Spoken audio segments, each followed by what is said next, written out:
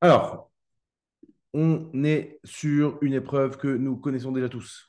Une épreuve que je rappelle qui va se découper en 5 parties.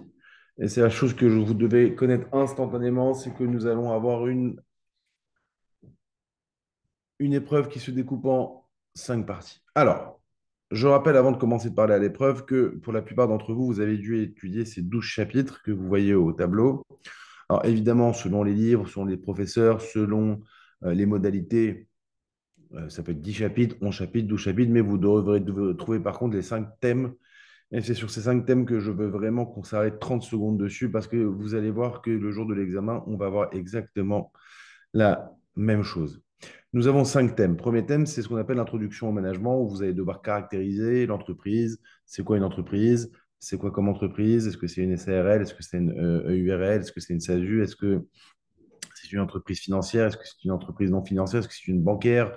Est-ce que c'est une entreprise à partie prenante? Bref, tout ce qui va être caractéristique du système entrepreneurial que vous connaissez déjà. Et à 99,9%, vous allez avoir une première question le jour de l'examen en vous disant caractériser l'entreprise. Ça, c'est le premier point. Donc, premier thème. Deuxième thème que vous avez dû voir aussi, c'est ce qu'on va appeler le management stratégique. Donc, le management stratégique, c'est fondamental et vous aurez aussi une question le jour de l'examen dessus. Je vous rappelle ce qu'est le management stratégique. Pour faire très simple, on va vous demander de faire une analyse externe ou alors on va vous demander de faire une analyse interne. Si je fais une analyse externe, on va avoir besoin d'outils. Ces outils vont avoir pour objectif de définir ce qu'on appelle les forces et les faiblesses et les opportunités et les menaces. C'est ce qu'on appelle un SWOT. Donc, le jour de l'examen, obligatoirement, vous allez avoir une question sur l'analyse stratégique. Donc, si on a une analyse stratégique, très facile. Si on vous pose la question, faites l'analyse stratégique externe, eh bien, vous allez faire ce que l'on appelle les 5 forces de porteur plus l'analyse Pestel. Si vous faites les ressources, si on vous demande une analyse interne, bah, c'est très facile. Vous faites ressources et compétences de Hamel et Prahalad et vous faites aussi, ressources et compétences de Edith Penrose et compétences fondamentales de Hamel et Prahalad. Et pour celles et ceux qui sont un petit peu plus forts, vous pouvez faire la méthode Vrine de Barney ou la méthode Vrio, ça dépendra des livres, avec valeur, rareté, inimitabilité, etc. Donc, une fois que j'ai fait mon analyse externe, mon analyse interne, je vais devoir donc définir ce qu'on appelle des opportunités ou des faiblesses ou des forces ou des menaces. D'accord? Donc, ça, c'est la partie 2, le management stratégique avec ce qu'on appelle les stratégies de croissance aussi. Donc, stratégie de croissance interne, stratégie de croissance externe, stratégie de croissance conjointe, ou alors ce qu'on appelle l'impartition et l'internationalisation. Ce qui veut dire que le management stratégique, n'ayez pas peur, ça va tomber obligatoirement. Donc, première partie, alors je vous donne quelques idées sur les questions qui peuvent tomber. On pourra vous poser la question, bah, faites-moi une analyse externe. Bah, on sait que l'externe, c'est le SWOT. Le SWOT, c'est opportunité-menace. Donc, je vais isoler opportunité-menace et travailler que sur ça. Donc, je vais utiliser le PESTEL ou les 5 forces de porteur. À l'inverse, je peux avoir une question sur l'analyse interne. Alors, si on fait une analyse interne, bah, j'ai dit tout à l'heure, ressources et compétences, compétences fondamentales et la méthode VRIO. Donc, ressources et compétences, c'est Edith Penrose. Compétences fondamentales, c'est Amélie Prahalad. Et la méthode VRIO, c'est la méthode de Barney. Donc, une fois qu'on a isolé force, faiblesse ou opportunité, menace, je vais faire ce qu'on appelle une recommandation. Donc, ça, c'est la première question qu'on pourra vous poser. On pourra vous poser une question aussi, deuxièmement, quelles vont être les stratégies? Alors, n'oubliez pas que dans les stratégies, on est obligé de connaître 2 types de stratégies. Il y a ce qu'on appelle les stratégies corporate et les stratégies business. Stratégie corporate, c'est les stratégies de groupe. Exemple, le groupe LVMH est un groupe. Donc, le groupe LVMH, il est présent sur plusieurs domaines d'activité stratégique. Je rappelle qu'un domaine d'activité stratégique est composé de 3 facteurs, produits, marché et technologie. Donc, ça, c'est fondamental pour nous. Donc, si je suis corporate stratégique, donc si je suis un groupe, j'ai plusieurs modalités qui s'offrent à moi. J'ai Igor Ansoff, et évidemment avec la matrice spécialisation, diversification. Donc, dans la spécialisation, j'en ai 3. J'ai pénétration de marché, développement de produits, développement de marché. Et la diversification, c'est de nouveaux produits pour nouveaux marchés. OK. Après, j'ai ce qu'on appelle l'intégration horizontale et verticale. L'intégration verticale, c'est lorsque l'entreprise maîtrise de l'amont vers l'aval la totalité de sa chaîne de valeur. Donc, de l'amont, ça veut dire le début. L'aval, c'est-à-dire la fin. Donc, l'amont, c'est l'approvisionnement. La fin, c'est la vente. Donc, lorsque les entreprises maîtrisent la totalité de ces chaînes de valeur, c'est fabuleux. Ça, c'est le premier point. Après, on a l'intégration horizontale, c'est lorsque l'entreprise, il va lui manquer de la structure, elle va donc racheter des concurrents, par exemple Google qui a racheté plus de 300 d'entreprises depuis une vingtaine d'années. D'accord? S'il lui manque quelque chose, elle achète, etc. Et le dernier, il y a ce qu'on appelle la sous-traitance. Sous-traitance qui est, comme vous le savez depuis assez longtemps, la mise en place d'un tiers. D'accord? Un tiers. Donc, c'est une entreprise qui va sous-traiter. Donc, ça, c'est pour ce qu'on appelle les entreprises corporate. Donc, on a aussi les stratégies business. Donc, les stratégies business, c'est lorsque les entreprises vont faire une stratégie pour un seul et unique DAS. Et là, on va retrouver Michael Porter. Et Michael Porter, c'est évidemment, nous connaissons, différenciation. Après, nous avons domination par les coûts. Et après, nous avons évidemment ce que l'on appelle la concentration ou la niche. Donc, les entreprises ont trois choix pour faire leur positionnement. Est-ce qu'elles vont faire un prix à la hausse, à la baisse? Est-ce qu'elles vont faire un prix très très cher? Par exemple, je vais prendre une entreprise qui est très concentrée. On va prendre l'entreprise Montblanc, que vous connaissez, ou l'entreprise Rolex, qui coûte excessivement cher. Donc, elles sont extrêmement concentrées. Voilà. Donc là, c'est pour ce qu'on appelle les stratégies soit génériques, soit les stratégies de domaine. Donc ça, c'est très, très, très, très, très, très, très, très important. Il faut bien comprendre qu'il y a une distinction entre corporate et business. Et la dernière partie de la stratégie, donc du management stratégique, ce qu'on appelle les stratégies de croissance. Donc, on peut avoir le jour de l'examen une question sur les stratégies de croissance. Et la question va être la suivante. Quelles vont être les modalités de croissance de l'entreprise? Ou alors, quels vont être les conseils que vous proposez à cette entreprise pour être un peu plus grande? Bah, tout simplement, il y en a quatre. Croissance interne, croissance externe, croissance conjointe, internationalisation. D'accord? Donc, je rappelle que la croissance interne, c'est lorsque l'entreprise souhaite grandir par elle-même. Il y a quatre modalités. Développement du réseau de distribution. Deuxième modalité, c'est ce que l'on appelle l'innovation. Troisième, la formation du personnel. Quatrième, c'est ce qu'on appelle l'investissement. Donc, le réseau de distribution, bah, c'est par exemple Decathlon qui est partout maintenant. Donc, une fois qu'elle a fait Paris, une fois qu'elle a fait Toulouse, une fois qu'elle a fait Lyon, elle va faire d'autres villes. La formation, donc plus vous allez avoir des individus qui sont formés, plus ils vont être compétitifs et donc plus l'entreprise va être intéressée. L'investissement, donc l'investissement, comme son nom l'indique, c'est la formation brute de capital fixe. Donc les investissements vont jouer pour donner un avantage concurrentiel à l'entreprise dans les mois et à venir, les années à venir. Après, on a la croissance externe, donc quatre modalités, ça aussi. Donc, croissance externe, comme son l'indique, on va acheter à l'extérieur. Donc, premier point, prise de participation. Je suis une entreprise qui va prendre des parts dans une autre entreprise. Par exemple, X entreprise va prendre 3% de chez Google ou chez LVMH. Deuxième point, vous avez aussi la croissance externe, donc fusion, fusion-acquisition, fusion-absorption. Donc, à chaque fois, fusion, fusion-acquisition, fusion-absorption, pour l'instant, en DCG, ça ne vous concerne pas trop. Ce sont les modalités juste juridiques. En DS, ça a plus d'impact. Donc, on vous demandera juste de comprendre qu'est-ce que c'est qu'une fusion, donc deux entreprises qui vont fusionner. Et le dernier, c'est ce qu'on va appeler l'apport partiel d'actifs. Donc là, c'est l'entreprise qui va apporter. Après, on a ce qu'on appelle la croissance conjointe. Croissance conjointe, c'est lorsque deux entreprises vont essayer de grandir entre elles. Donc, on ne va pas se racheter, on ne va pas se faire du mal, on va grandir ensemble. Donc, voilà ce qu'on appelle le management stratégique. Donc, n'ayez pas peur, vous allez obligatoirement avoir une question sur cette chose. Troisième point, le management organisationnel, donc thème 3. Donc, thème 3, vous allez obligatoirement avoir une question sur soit la structure, soit sur le leadership, soit sur le pouvoir, soit sur ce que vous voulez. Donc, la structure, on sait que c'est division plus coordination, on sait que l'auteur principal, c'est Henri Mintzberg. Deuxième point, on sait aussi que nous avons ce que l'on appelle les facteurs de contingence, donc Laurent Selorch, Dante Stoker, Johan Woodward et Henri Mintzberg. Après, on a les différents types de structures, divisionnelles, fonctionnelles, matricielles, staff online, matricielles, adocratique, par processus, etc. Donc là, faut connaître un minimum son cours. Donc, il faut connaître son cours, savoir c'est quoi la structure, mais il faut surtout connaître ce qu'on appelle les facteurs de contingence. Après, nous allons avoir des questions peut-être sur la décision. Donc, par exemple, Herbert Simon, la décision, c'est qui Herbert Simon? C'est un psychologue. Intelligence, modélisation et choix. Voilà. Euh, voilà, donc il va falloir faire la distinction avec Max Weber, avec les différents types d'autorité. Donc, ça aussi, il faut connaître par cœur l'autorité de Max Weber. Donc, il y a quatre types d'autorité hiérarchico, traditionnel, légal et par les compétences. Donc, tout ça, il faut connaître son cours. Là, c'est purement du cours. Il n'y a aucun problème dessus. Alors, par rapport au cours, je vous rappelle aussi les grandes tendances que vous devez connaître, hein, parce que ça aussi, c'est très important concernant les auteurs. Vous devez connaître ce qu'on appelle, eh bien, ce que l'on appelle évidemment les grandes théories. Donc, la première théorie, c'est l'école classique. Donc, l'école classique qui est représentée par Frederick Winslow Taylor. La deuxième école qui est aussi représentée par Elton Mayo. Le troisième, pardon, par Max Weber avec le pouvoir. Et après, Henri Fayol avec le prévoir, organisé, commandé, contrôlé, coordonné. Donc ça, c'est une première école. Vous devez connaître aussi évidemment l'école de la contingence. Donc l'école de la contingence, comme son nom l'indique, la contingence, bah, ce sont des effets qui vont avoir un impact sur l'entreprise. Et donc là, vous allez retrouver Laurence Elorch, Vince Stoker, Joan Woodward, etc.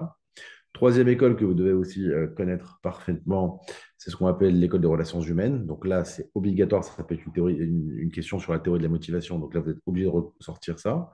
Donc, théorie de la motivation, bah, première école, évidemment, c'est l'école des psychologues, des psychologiques, des psychiatres. Et on va retrouver à l'intérieur, eh bien, évidemment, la célèbre pyramide de Maslow que tout le monde connaît. C'est-à-dire qu'un individu doit, pour avancer dans sa vie, passer par différentes modalités. Deuxième point, vous avez aussi ce que l'on appelle Elton Mayo, avec l'expérience de Hawthorne, Hawthorne, où dans cette expérience, il va faire moduler des conditions de travail, il va y avoir des résultats performants. Et le troisième point, ce qu'on appelait Frédéric Herzberg, c'est-à-dire les modalités de travail au sein de l'entreprise. Donc, toutes ces écoles, vous devez les connaître. Et si vous avez le jour de l'examen, c'est-à-dire dans très peu de temps, des questions, vous aurez aussi ces réponses à donner. D'accord? Partie 4, question 4, évidemment, vous allez avoir évidemment une question sur les activités. Donc, n'oubliez pas, la question numéro 4 à chaque fois, c'est la question sur les activités. Donc, on ne se prend pas la tête. On sait qu'une entreprise, c'est les activités. On sait que les activités, c'est quoi? Bah, c'est la chaîne de valeur. Donc, première chose que vous devez connaître, c'est la chaîne de valeur de Porter. Alors, ce n'est pas compliqué, la chaîne de valeur de Porter. C'est qui Michael Porter? Michael Porter, c'est un économiste bah, qu'on connaît maintenant depuis suffisamment longtemps, un des plus grands théoricien du management qui est encore actuellement en vie et qui enseigne toujours encore, et qui nous dit qu'une entreprise, c'est la modulation, c'est la coordination de plein de choses qui vivent entre elles. Le marketing, la communication, les ressources humaines, la logistique, tout ça doit cohabiter ensemble. Et pour que vous puissiez cohabiter ensemble, eh bien, il faut qu'il y ait des mécanismes de coordination. Et ces mécanismes de coordination, qu'est-ce qui va nous les donner? Eh bien, c'est la chaîne de valeur. Donc, la chaîne de valeur est une représentation, d'accord, de toutes les activités de l'entreprise. Pas plus bête que ça. Maintenant, quand on parle de chaîne de valeur, eh bien, il va falloir maintenant connaître les différentes, euh, les différentes activités. Donc là, vous devez connaître vos différentes activités avec chacune les fonctions. Par exemple, si je prends le marketing, c'est une activité. Et dans les activités de marketing, bah, je sais que je dois connaître les 4 P. Price, Product, Promotion and Place. Price, qu'est-ce que je fais? Produit, qu'est-ce que je fais? Promotion, qu'est-ce que je fais? Communication, qu'est-ce que je fais? Donc tout ça, je suis obligé de les connaître. D'accord? Logistique, c'est quoi la stratégie push? C'est quoi la stratégie pull? La partie financière, c'est quoi tout ça? Les bidas, le chiffre d'affaires, etc. Si on vous pose une question sur la communication, bah, quels sont les différents moyens de communication? Alors, pour celles et ceux qui sont un peu en intech, vous avez vu que le sujet hier qui est tombé, c'était sur la communication. D'accord? Donc, tout ça, c'est très important. Vous devez connaître parfaitement et maîtriser parfaitement vos, euh, vos métiers. Donc, si je dis ressources humaines, bah, vous allez tout de suite penser à GPEC, gestion prévisionnelle de l'emploi et des compétences. Si je pense communication, bah, c'est soit la presse, soit la radio, soit l'affichage, soit le monde virtuel, la digitalisation, etc. Bref, voilà les 4 questions que vous allez avoir. Alors là, vous retenez bien ce que je veux dire, puisqu'on va passer à autre chose juste après. Euh, vous retenez bien. Obligatoirement, le jour de l'examen, vous aurez ces 4 types de questions. Donc, vous aurez une question sur les activités, c'est obligatoire. Vous aurez une question sur le management opérationnel, obligatoire. Une question sur le management organisationnel, c'est obligatoire. Et une question sur le management stratégique, c'est obligatoire. Ce qui veut dire que l'étudiant, il sait que le jour de l'examen, quand il va arriver face à la feuille, il ne va pas être troublé. Il sait qu'il a 4 questions, donc 4 parties. OK? Donc, comme là, nous avons 4 parties. D'accord? Notre cours rajoute une cinquième partie, la performance globale. Alors, la performance globale, ce qui est intéressant, c'est que c'est un thème à lui tout seul, mais qu'on va retrouver dans tous les thèmes. Pour faire simple, je redonne et je redéfinis ce qu'est la performance globale. La performance en français, c'est quoi? C'est l'efficacité plus l'efficience. Donc, l'efficacité économique, l'efficacité sociale, l'efficacité sociétale, financière, environnementale, toutes les formes d'efficacité que nous pouvons retrouver au sein de l'entreprise, c'est ce qu'on appelle la performance. D'accord? Et comme on l'appelle global, c'est-à-dire que l'entreprise doit être performante sur tout cela. On peut même retrouver ces niveaux de performance dans les critères ESG, d'accord? Que vous devez aussi un petit peu connaître et appréhender, mais c'est plus en DSCG. Donc voilà ce qui est fondamental. Donc avant de commencer à partir à étudier maintenant un peu plus en amont la méthodologie, je veux que vous compreniez que le jour de l'examen, vous avez quatre questions. Quatre questions égale une question par thème. Point barre. Donc, vous savez que vous allez avoir une question sur le management stratégique, une question sur le management organisationnel, une question sur le management opérationnel. Donc, voilà, pas de problème. Pas de problème. OK. Voilà, donc on a une question de Monsieur Abdier qui nous dit qu'il n'a pas compris la stratégie. Bah, il faut réviser. Ça, c'est la première chose. Et la stratégie, bah, comme son indique, c'est quoi? La stratégie, c'est la détermination des objectifs à long terme. Je rappelle que le mot stratégie vient du terme stratos. Stratos qui veut dire l'art de combattre et de mener la guerre. Donc, c'est ça le but du jeu, c'est de faire la guerre. Donc, évidemment, on ne fait plus la guerre comme à l'époque, on fait la guerre aujourd'hui sur le terrain des affaires, sur le terrain du commerce. Donc, quand on parle de stratégie, Monsieur Abdic, c'est connaître les différentes évolutions que j'ai dit tout à l'heure, l'analyse externe, interne, je fais mon SWOT. Après, je dois connaître mes différentes stratégies, soit j'ai stratégie globale, soit j'ai stratégie business. Et après, les stratégies de croissance. Donc, j'ai déjà expliqué tout ça tout à l'heure, donc je peux avancer. Est-ce qu'il y a des questions avant de commencer à parler de la méthodologie, parce que ça aussi, ça va être très important. Y a-t-il des questions? Je suis avec vous. Dites-moi, y a-t-il des questions?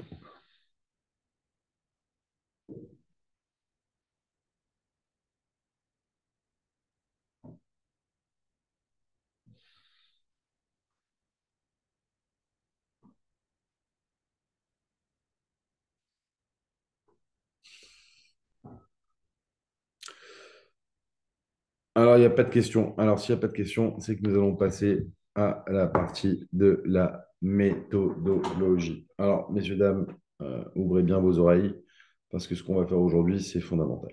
D'accord? C'est fondamental. C'est très, très, très, très, très, très, très important. D'accord? Euh, Alors, on a une question et qui va me permettre aussi de continuer. On me dit quel est le poids des théories. Alors, bah, on va y répondre maintenant. Comment est fait votre examen? L'examen, il est fait d'une manière très claire, très simple, très fluide. Quatre questions. Dans chacune des questions, il y a une méthodologie de réponse. Donc, on va faire maintenant la méthodologie de réponse pour les questions et juste après, je vais faire la méthodologie de réponse pour la question problématisée. Donc, je rappelle, nous avons le jour de l'examen et on va voir ça après, juste après, je vais faire une analyse avec vous, comme ça vous comprenez. On a le jour de l'examen tout simplement deux parties. Quatre questions, une question problématisée. La première chose que vous devez connaître, c'est que les questions, la question problématisée et les questions, elles sont liées. Ce qui veut dire que la suite logique des quatre questions qui vont être posées, c'est ce qu'on appelle la question problématisée.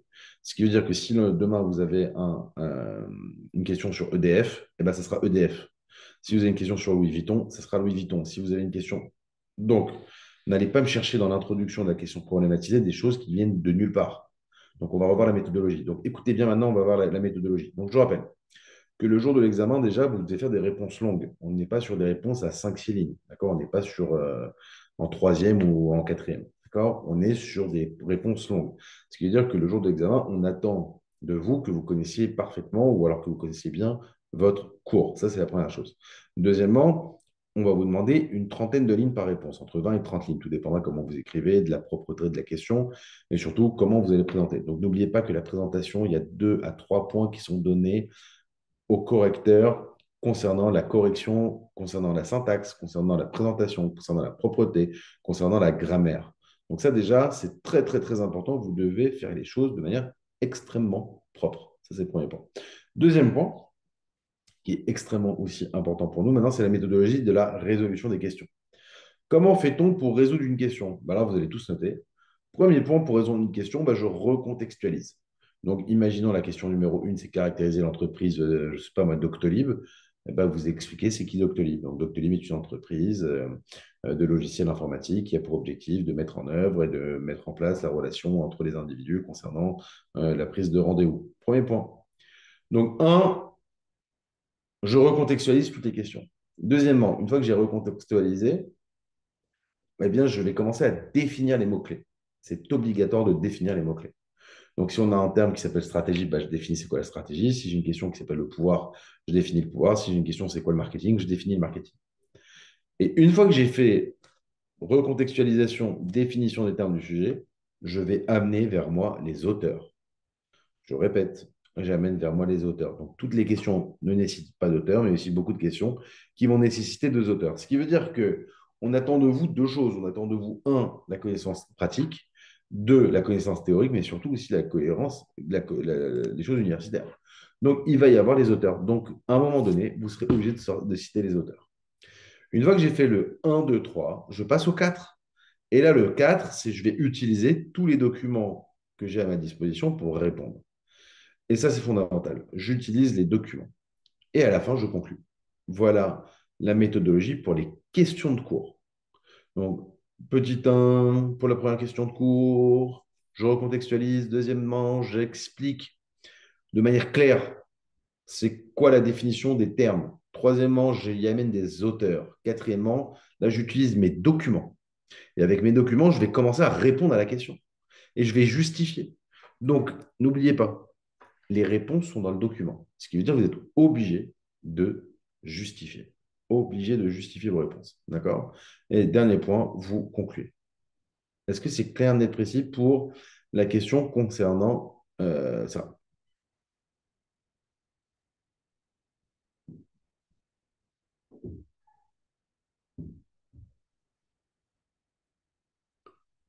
Alors, nous allons passer à la méthodologie maintenant de la question problématisée. Alors, mes chers étudiants, ouvrez bien vos oreilles parce que je ne vais pas le répéter 100 fois et encore les étudiants se trompent alors que je ne comprends pas comment ils se trompent.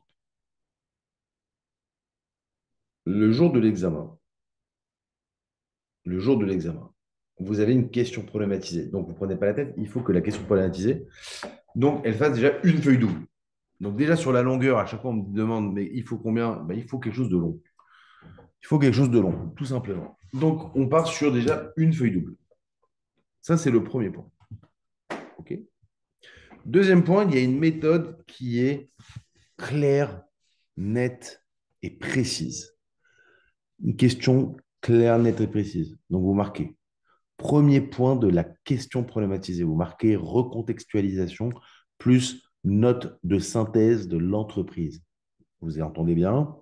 Parce qu'il y a encore des étudiants qui vont se tromper le jour d'examen, et je les ai, des étudiants, puisque j'en ai des milliers des étudiants qui tous les ans se trompent et ils ne comprennent pas que lorsque nous faisons la question problématisée, on part sur la notion fondamentale que l'on appelle la recontextualisation plus courte note de synthèse de l'entreprise.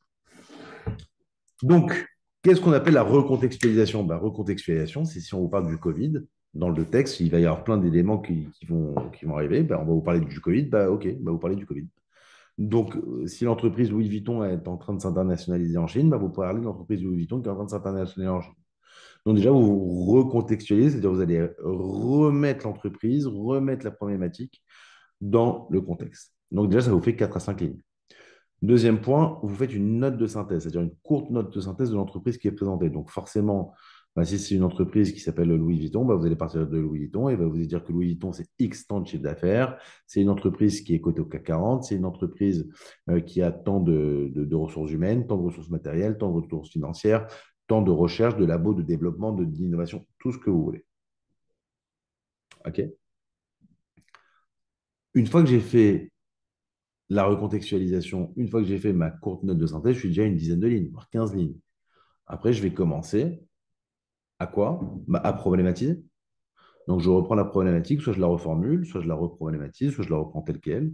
Et après, je définis les termes qui sont importants et je annonce mes deux axes. Voilà la méthode. Si vous ne respectez pas cette méthode, tant pis pour vous. D'accord? Tant pis pour vous. Parce que c'est la méthode officielle. Alors, évidemment, on va revoir dans un instant ensemble la méthodologie, puisque je vais vous montrer le cas. Mais c'est comme ça qu'on doit faire. Est-ce que c'est clair? Bien. Maintenant, une fois que j'ai fait tout ça, il va falloir que je commence à résoudre mon cas. Donc, je vais devoir avoir deux sous-parties. Je vais avoir deux sous-parties. Donc retenez bien, j'ai deux axes, axe 1, axe 2. Dans chacun des axes, j'ai deux sous-parties, sous-partie 1, sous-partie 2. Maintenant, la question, est-ce qu'on met des titres? La réponse est oui, vous mettez des titres. Est-ce que c'est clair? Comme dans l'introduction, vous allez reprendre et vous allez remettre des titres. Et une fois que j'ai fait sous-partie 1, sous-partie 2, je conclus avec une petite phrase. Pas besoin d'ouverture du sujet. Voilà. Voilà ce qu'on a besoin de vous. Alors, 19h30, tout ça dans un timing parfait. Il est temps pour nous de regarder un examen d'état. Et comme par hasard, c'est l'examen de l'année dernière. Et on va le traiter ensemble. Hop là. Alors, avant de commencer, donc 19h30, on va avoir une dizaine de minutes de méthodologie. Après, vous allez me poser des questions, après, ça sera fini. Donc, profitez-en, on est déjà à la moitié du chat. D'accord? Euh, on y va. Alors, je vois qu'il y a une question. Non, il faut rédiger. Il n'y a pas de tirer. C'est interdit de tirer. Est-ce que c'est clair? Il n'y a pas de tirer, il n'y a rien du tout. Au mieux, pour les questions, vous avez le droit, par contre, d'utiliser ce que l'on appelle un tableau. Vous avez le droit de faire un tableau, mais pas plus que ça. That's perfect. That's perfect. OK? Donc, nous, on continue. Nous prenons face à nous la, le diplôme de cette année. Donc là, on va voir les questions. On va essayer d'y réfléchir ensemble quelques instants. Après, on va voir la correction, puisque c'est la correction qui est le plus important. D'accord? Donc, vous voyez bien que j'ai quatre questions face à moi. Donc là, j'ai quatre questions. Première question, identifier et analyser la pertinence de la structure. Donc, j'ai dit quoi tout à l'heure? Qu'est-ce que j'ai dit tout à l'heure? Qu'est-ce que j'ai dit tout à l'heure? Pour l'introduction, il faut une trentaine. Donc, c'est simple, il faut un grand recto. Voilà. Les gens, je vous vois sur le chat, les pronostics, les lignes, j'y répondrai après. Là, on est sur la méthodologie, c'est le plus important. Donc, vous écoutez, s'il vous plaît, parce que là, c'est fondamental. Et juste après, dans 10 minutes, on répondra à toutes vos questions. Donc, on a un ordre. Donc, là, on a vu le premier point. Là, on va voir le deuxième point. Donc, là, on prend face à nous notre sublime cas qui s'appelait Bonduel de l'année dernière. Et là, on a quatre questions. Et qu'est-ce que j'ai dit tout à l'heure? J'ai dit que obligatoirement, je vais retrouver dans les quatre questions, je vais retrouver mes quatre thèmes que j'ai développés en introduction avec vous. Eh ben, on va les regarder. Première question, identifier et analyser la pertinence de la structure organisationnelle. Donc, je suis bien dans le management organisationnel. Donc ici, je connais mon cours. Je sais que quand on parle de la structure organisationnelle, ben, je connais la structure. Je sais que c'est division plus coordination des tâches. Je sais que c'est l'ensemble des moyens qui sont déployés dans l'entreprise en vue de coordonner les activités. Je sais que l'auteur principal, c'est Henri Mintzberg. Voilà. Donc après, je vais savoir est-ce que c'est une structure divisionnelle, fonctionnelle, matricielle, adocratique, par processus, par projet. Ça sera donné dans le texte. Après, je connais aussi mes facteurs de contingence. Je sais c'est quoi mes facteurs de contingence. C'est quoi? Bah, Laurent Selorch, Joan Woodward, Bernd Stoker et Henri Mintzberg. Et boum, là, j'ai rempli. Donc, première question, c'est fait. Deuxième question. Présenter les menaces auxquelles Bonduel est exposé à la l'aide des outils adéquats. Alors là, il ne faut pas être débile. Le mot-clé, évidemment, c'est le mot menace, puisque nous connaissons force, faiblesse, opportunité, menace. Donc, opportunité, menace, c'est ce qu'on appelle le SWOT, mais on ne va pas prendre la totalité du SWOT, on va prendre que le SWOT partie externe. Donc, opportunité, menace. Et même pas les opportunités, on veut que l'externe. Donc, évidemment, qu'est-ce que je vais faire? Bah, je vais utiliser les outils que je connais. Et les outils que nous connaissons concernant la stratégie externe, c'est très facile. C'est les 5 forces de porteur plus l'analyse Pestel. Ou l'analyse Pestel plus les 5 plus une force de porteur, c'est plus facile. Voilà comment on fait. Voilà la simplicité. Voilà la directe. Donc là, on est bien sûr, ce que je viens de dire, l'analyse stratégique. Donc on est bien sur le thème 2. Question numéro 3. Caractériser et justifier l'intérêt du mode de gouvernance de Bonduel. Le mot-clé, Bonduel, gouvernance. Donc là, je suis dans quel type? Je suis aussi dans le management organisationnel. Donc là, je connais mon cours. Je sais que l'auteur principal de la gouvernance, il y en a un, c'est Gérard Charot. Je répète, Gérard Charot. Quels sont les quatre types de gouvernance selon Gérard Charot? Actionnariale, partenariale, managériale et actionnariale.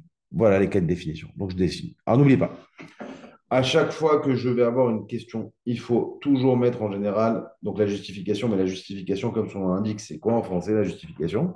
C'est ce que l'on appelle mettre les intérêts et les limites. Mettre les intérêts et les limites. Donc, à quoi ça sert? Question numéro 4, bingo. Mettre en évidence les variables à piloter au sein d'activités de production. Bingo, les amis. J'avais dit tout à l'heure qu'il y avait une question sur les activités, bah, je la retrouve ici. Donc, je suis obligé de retrouver mes quatre fonctions d'entreprise. D'accord? Donc ici, oui, oui, il y a gouvernance familiale, bien sûr. Actionnariale, familiale, partenariale et managériale. Avec Gérard Charot. Donc, question 4, mettre en évidence les variables à piloter au sein de l'activité de production. Très facile. Je sais que maintenant, le mot-clé, bah, c'est chaîne de valeur, puisque je sais que je vais avoir une question sur les activités. Donc là, on a le mot-clé, c'est activité. Donc, je sais que c'est chaîne de valeur. Chaîne de valeur, je sais que c'est Michael Porter. Michael Porter, je sais c'est quoi? Bah, tout simplement, je sais que c'est activité de soutien plus activité de support, premier point. Deuxième point, activité de production. Donc là, je connais mon cours. Donc la production, bah, c'est le Toyota Production System. Donc c'est le TPS qu'on appelle le Lean Management. Et là, j'envoie toutes les informations que je connais, c'est-à-dire le Kaizen, la méthode Kanban, le Ishikawa, le Pokayoke, le Lean Management, les 5 zéros, ce que vous voulez. Donc voilà. Donc là, on revoit bien. J'ai mes quatre questions. Et sur mes quatre questions, j'ai mes quatre thèmes, comme je vous l'avais dit tout à l'heure. Et je répète que pour chacune des questions, vous avez une méthodologie que je vais répéter. Donc, je prends n'importe quelle question ici, je fais le 1, 2, 3, 4, 5. Premier point, je recontextualise. Deuxième point, je définis. Troisième point, les auteurs. Quatrième point, je caractérise, je justifie avec les documents. Cinquième point, je conclue. Le 5 fondamental. Maintenant, nous passons directement à la question problématisée. J'attends 30 secondes avant de passer à la question problématisée.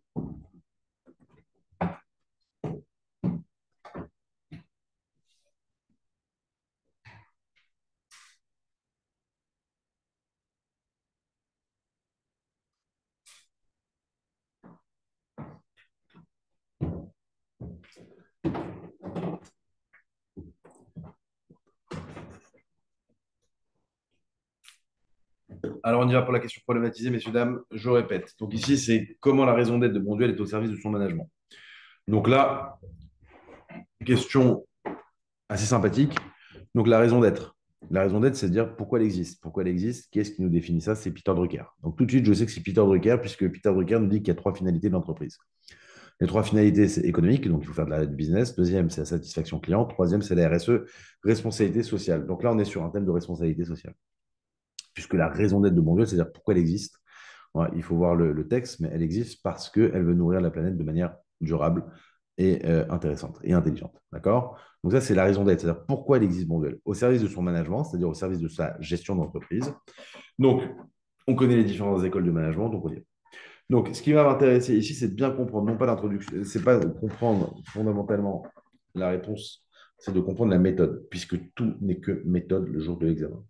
Donc, je vous en conjure, la méthode, c'est ce qui est le plus important. Donc, maintenant qu'on a tout ça en tête, on va regarder vite la correction.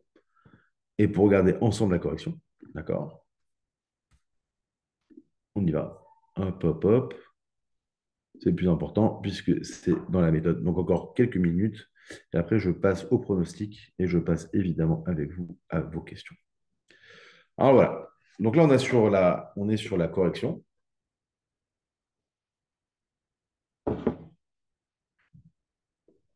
Et c'est cette correction qui va devoir, pour vous, être l'alpha et l'oméga. C'est-à-dire que si vous avez des questions, toutes les réponses, elles sont données ici.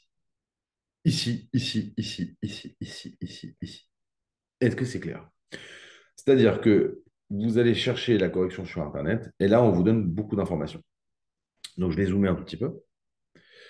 Par exemple, question numéro 1, identifier et analyser la pertinence de la structure organisationnelle. Donc, il faut bien caractériser la structure de Bonduel. Il y a bien les auteurs, Mintzberg, Chandler, Stoker, ce que j'ai dit tout à l'heure avec les facteurs de contingence. Je donne bien la définition de l'organisation. J'utilise bien les auteurs. Et une fois que j'ai fait ça, qu'est-ce que je fais? Bah, j'utilise directement les documents. Voilà comment on fait pour avoir une bonne note le jour d'examen. Donc, je dois respecter le 1, 2, 3, 4, 5. Si je ne respecte pas le 1, 2, 3, 4, 5, ça ne marche pas. Donc, le 1, je recontextualise. Le 2, je définis. Le 3, j'utilise les auteurs. Le 4, j'utilise les documents et je caractérise. Et le 5, on y va. Question 1, c'est fait. On avance. Question 2, présenter les menaces auxquelles Bonduel. Donc, on a dit tout à l'heure que le mot-clé ici, c'était le mot menace. Donc, le menace, c'est quoi? On a dit c'est le pestel, donc je vais bien utiliser le pestel et les cinq forces de porteur. Donc là, je vous laisse 30 secondes pour lire la correction. C'est surtout la méthodologie. Et dans la méthodologie, on revient encore le 1, 2, 3, 4, 5. D'accord? Toujours, toujours, toujours, toujours, toujours pareil. Donc, l'étudiant, bien entendu, doit bien connaître son cours, mais bien aussi comprendre comment ça se passe pour le processus. Donc là, je pense que vous avez fini de lire. Encore 10 secondes pour lire juste l'analyse de l'environnement.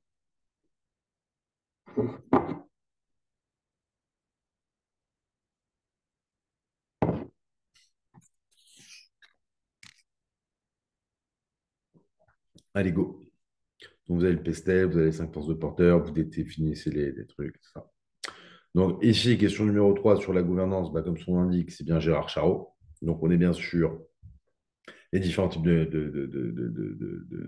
gouvernance. Et après, on voit comment ça se passe. Donc, chaque texte aura une gouvernance différente, chaque texte aura une définition différente, donc tout dépendra. Donc, voilà ce qu'il faut connaître. Maintenant, on va passer directement à la dernière question. Comme je vous l'ai dit, c'était sur le pilotage de la production. Donc là, il faut connaître son cours, il faut connaître sa chaîne de valeur, il faut connaître tout ça. Qualité, innovation, cours, activité, etc., etc.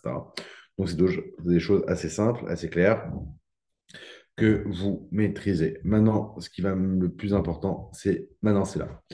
Donc là, c'est la question problématisée, les chers enfants. C'est fondamental. Et si vous ne suivez pas à la lettre, je le répète à la lettre, ce qui est marqué ici, c'est pas bon. Donc vous devez respecter ce qui est marqué. Donc on vous le dit ici.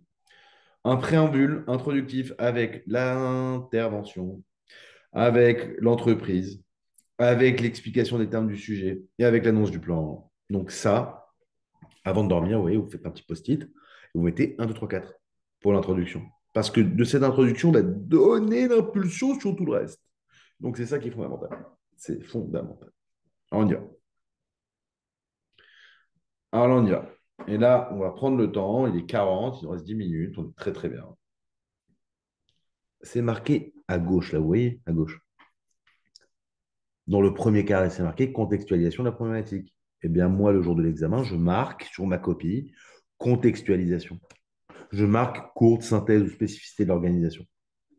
Je marque problématique. Je marque annonce du plan. Je marque tout ce qui est marqué sur cette annale, puisque cette annale fait foi pour l'ensemble de vos études. Donc là, on doit être obligatoirement respecter la forme. Donc je respecte.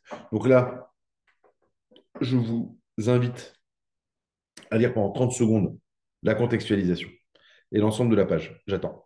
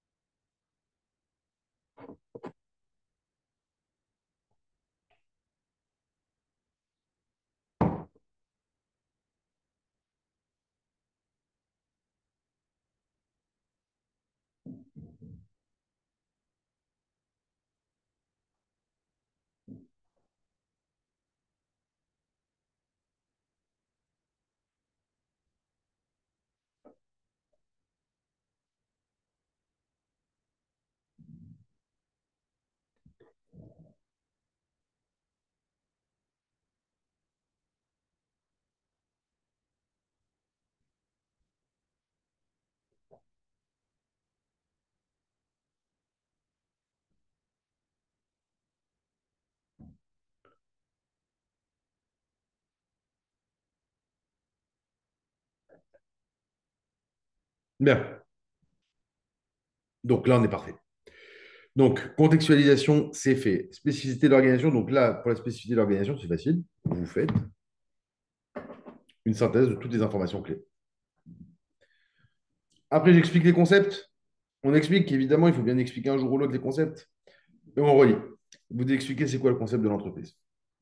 C'est quoi la raison d'être, à quoi elle sert, pourquoi elle est là, etc., etc., etc. Donc, je répète, vous devez aussi remettre le petit à gauche.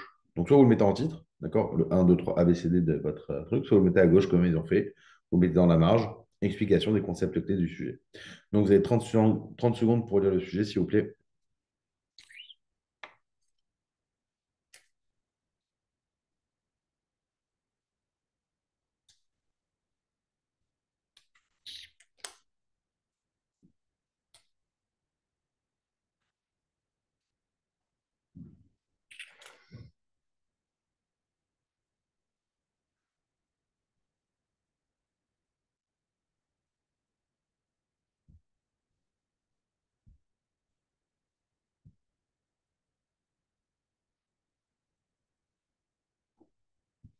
Bien.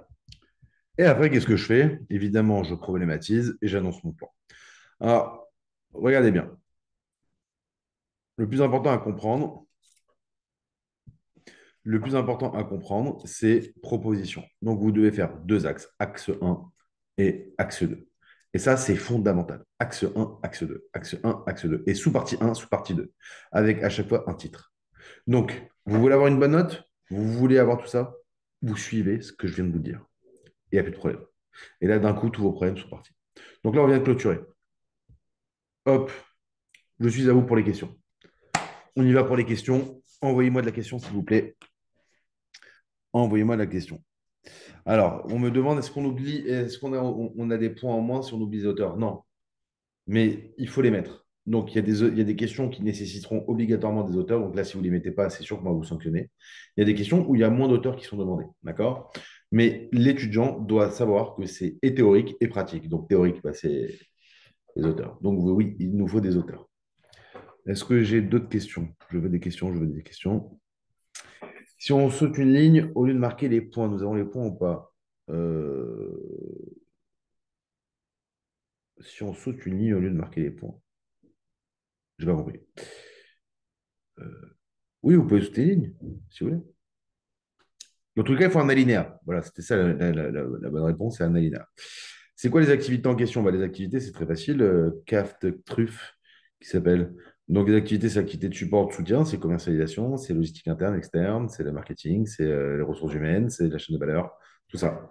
Donc, vous tapez chaîne de valeur ce soir avant de dormir et vous regardez. Maintenant, les pronostics, on me pose souvent les pronostics. Bah, c'est facile, les pronostics. À 99%, ça doit être un sujet d'actualité. Donc, les sujets d'actualité, c'est quoi en français? Bah, c'est ce qui se passe, c'est l'intelligence artificielle. Donc, depuis un an, vous avez bien vu qu'il y avait ChatGPT.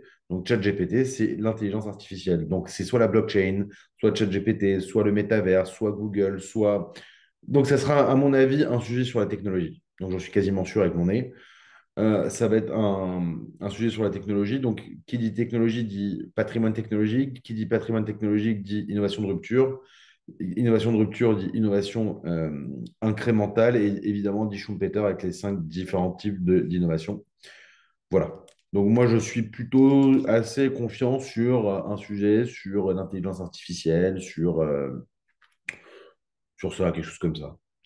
Après, il y aura aussi peut-être une question sur l'économie circulaire, une question sur la RSE, une question sur le recyclage, une question sur les éoliennes, une question qui est plus d'ordre RSE, qui est plus d'ordre d'activité écologique. D'accord? Comment équilibrer les réponses entre aspect théorique et exemple pratique? Bah, la théorie, ça doit faire trois quatre lignes, hein, pas plus, hein. On n'a pas besoin de mettre plus de 3 4 5 6 lignes, hein, d'accord? Donc, je vous ai dit, il y a un 2 3 4 5 hein. Donc, si dans le 1, je recontextualise. Dans le 2, je définis. Dans le 3, ben, je mets les auteurs, c'est tout. Voilà, chaque partie, c'est 4-5 lignes, pas plus. Donc, voilà, une bonne réponse, c'est une trentaine de lignes. Une vraie belle réponse de DCG, c'est une trentaine de lignes, bien écrite, bien concise, bien faite. Vous voyez? Donc, là, c'est bien. Est-ce que vous pensez qu'il peut avoir une question sur les conflits? Oui, il peut avoir une question sur les conflits. Alors, je rappelle que l'auteur des conflits, c'est Mary Parker Follett. Je répète, Mary Parker Follett. C'est celle qui va nous parler des conflits. Oui, les conflits, ça peut rentrer dedans. Concernant la question, il faut mettre dans la marge. Oui, vous pouvez mettre dans la marge ou le mettre en titre, il n'y a aucun problème. Aucun problème. Le pouvoir et la stratégie peuvent aussi tomber. Oui, la stratégie, c'est obligatoire qu'elle tombe. Donc, vous ne prenez même pas la tête, ça tombe. D'autres questions? J'attends.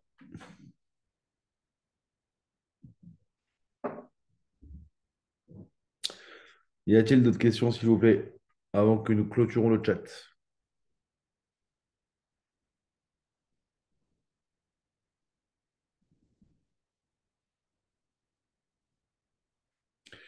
Pouvez-vous expliquer comment les barèmes sont faits? Oui, bah, c'est facile, vous avez 10 et 10. Donc, ça fait à peu près 2,5 points la question.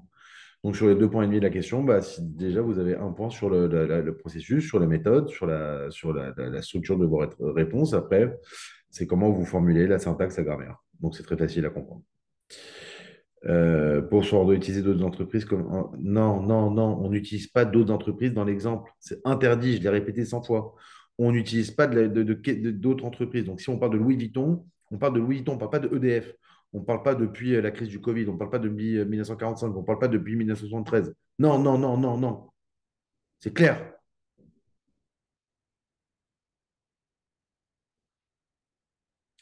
Faut-il apprendre les schémas sur les structures organisationnelles? Non. Il faut juste comprendre c'est quoi les structures divisionnelles, fonctionnelles et matricielles, c'est tout. Quelle est la méthode pour répondre aux questions? Je vous l'ai répété, vous regarderez le Twitch. Mais c'est facile, c'est en 5 points. 1, je recontextualise. 2, je définis les termes. 3, j'utilise les auteurs. 4, je réponds à la question avec les documents. 5, je conclue.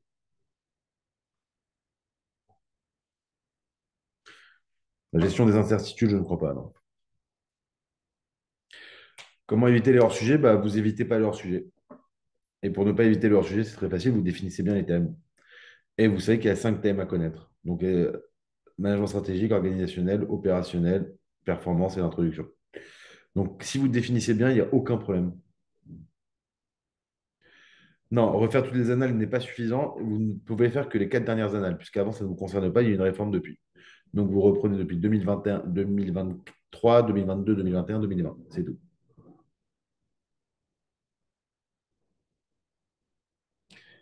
Oui, Pestel et Porter, c'est quasiment tous les ans. Les stratégies, les matrices stratégiques, elles peuvent tomber, non. Alors, vous devez juste en connaître une, c'est la Boston Consulting Group, d'accord? Mais ça n'est jamais tombé. Vous pouvez le citer, il n'y a aucun problème, mais rarement j'ai vu un sujet en 15 ans tomber dessus. Dans les corrigés officiels des questions problématisées, il y a d'autres entreprises qui sont citées. Oui, elles sont peut-être citées, mais elles ne sont pas citées dans l'introduction. Vous m'avez posé la question sur l'introduction. Donc non, ne prenez pas la tête dans l'introduction. Il est hors de question de mettre une entreprise autre qui n'est pas celle qui est précisée. Vous avez encore 30 secondes avant que le chat ne ferme.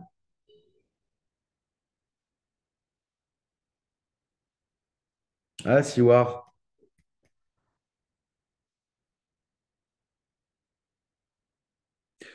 on embrasse nos amis tunisiens, qui est Siwar. Comment peut-on éviter la note éliminatoire si on n'a pas beaucoup révisé? Bah, vous achetez les fiches sur Fishben.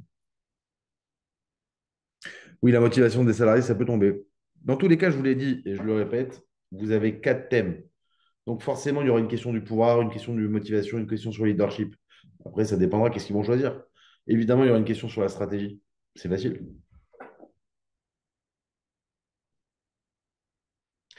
Pour les annales, vous faites 2023, 2022, 2021 et 2020.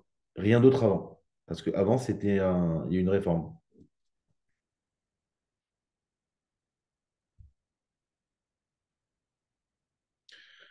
Comment différencier une bonne copie d'une mauvaise copie? Bah, c'est comme comment différencier un bon chasseur d'un mauvais chasseur. Bah, c'est pareil. Une bonne copie, c'est une copie qui est propre, qui est bien écrite, qui respecte le processus que j'ai dit, le 1, 2, 3, 4, 5 pour les questions et le 1, 2, 3, 4 pour les, la question problématisée. Et voilà, il faut bien écrire, il faut écrire en français, correct, faire des phrases courtes et longues en même temps, utiliser un peu des auteurs, réutiliser les documents et faire quelque chose de correct, d'être honorable dans la copie. Je n'ai pas compris la question sur le développement. Vous avez encore 30 secondes. En général, c'est mieux d'écrire au bleu. Et un stylo bic bleu un peu clair, c'est mieux que le noir. Le noir, c'est agressif.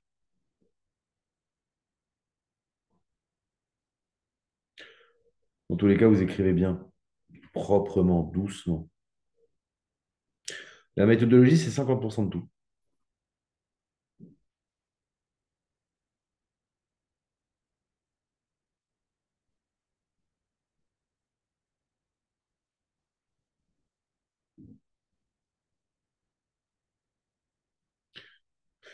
Le management opérationnel, vous devez tout maîtriser, c'est-à-dire toutes les fonctions de l'entreprise. Je l'ai déjà répété. Si on n'a pas de points pour finir la question pour l'épisode, pourra-t-on avoir des points? Non, il faut bien gérer son temps. Il faut bien gérer son temps. Il faut à peu près 1h45 et 1h45 euh, pour les 4 questions, 1h45 pour après une question problématisée. Après, le reste du temps, il faut bien lire, il faut bien relire. Vous avez 4 heures, c'est largement suffisant, mais c'est quoi en même temps? Le dernier conseil que je vais vous donner avant de fermer le chat, d'accord, c'est de bien manger la veille. Et il faut bien manger la veille. C'est comme ça. Donc, vous mangez des pâtes la veille, vous mangez du riz et vous ne mangez pas de féculents. D'accord? Il faut avoir un esprit clair, il ne faut pas de sucre. Donc, vous achetez pas du sucre transformé parce que ça va vous fatiguer le jour d'examen. Donc, essayez de prendre une banane le matin, essayez de prendre des amandes aussi avec vous. Vous ne mangez pas de sandwich le midi, d'accord? Vous mangez une petite salade, il faut avoir l'esprit clair. Pour avoir l'esprit clair, il faut avoir tout ça. Voilà. Donc, j'ai dit, vous avez 4 heures, il faut à peu près 1h45, 2 heures moins le quart pour les questions de cours. Et pareil, une bonne heure et demie pour la question problématique. Après, vous relisez, il faut être propre. Donc voilà, pour la quantité, entre guillemets, hein, je veux une copie double pour la question problématisée. Et je veux au moins une belle copie double aussi, un peu plus même pour les questions de cours. Pour faire simple, une belle question, c'est un beau recto avec un peu d'air. Oui, les parties prenantes aussi, ça peut tomber, tout peut tomber. D'accord? Tout peut tomber. Mais il faut juste bien définir c'est quoi une partie prenante. Vous dites c'est Freeman, etc. Bien, les gens, je dois vous laisser. C'est fini. Il n'y a plus de questions. Je vous souhaite bonne chance. Et voilà.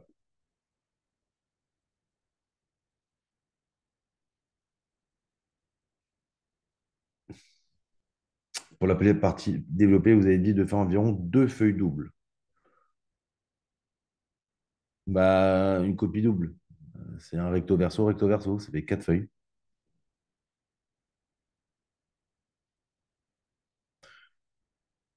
Moi aussi, Camille, je vous embrasse. Sior aussi. Sur combien noter la traduction? 3 points, entre 3 et 4 points. Donc c'est 10 et 10. 3 et 4 points, 3 et 4 points pour le développement et 2 points pour le reste. Bien, il est l'heure. Je vais te donner un autre live pour ceux qui le veulent en économie. Rendez-vous sur Twitch.